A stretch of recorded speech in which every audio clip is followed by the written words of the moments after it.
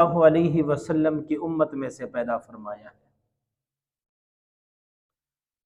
मैंने आपके सामने सूरत तलाक की एक आयत का कुछ हिस्सा आपके सामने तिलावत किया है।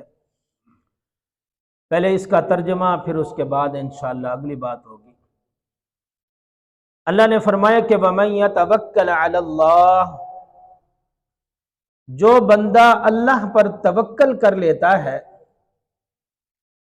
अल्लाह पर भरोसा कर लेता है, फहुवा हस्बु, अल्लाह उसके लिए काफी हो जाता है।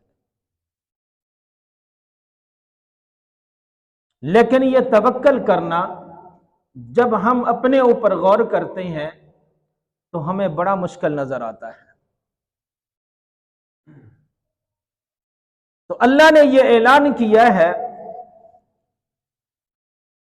कि जो बंदा अल्लाह पर तवक्कल कर लेता है, अल्लाह उसके लिए काफी हो जाता है। फिर उस पर जितनी बीमारियां आए, अल्लाह पर तवक्कल है तो अल्लाह ही उसकी बीमारियां दूर करता है।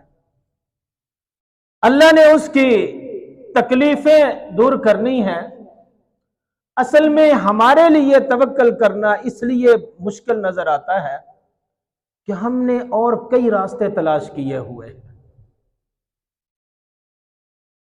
हम तवक्कल दूसरों पर, हमारा भरोसा दूसरों पर होता है। अल्लाह पर तवक्कल करें ना, तो अल्लाह का यह ऐलान है कि अल्लाह उसके लिए काफी है। फिर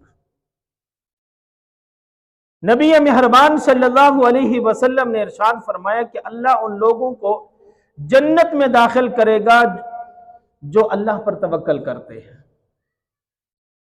जिनका भरोसा, जिनका तवक्कल किस पर है? अल्लाह पर है। तो नबी मेहरबान सल्लल्लाहु अलैहि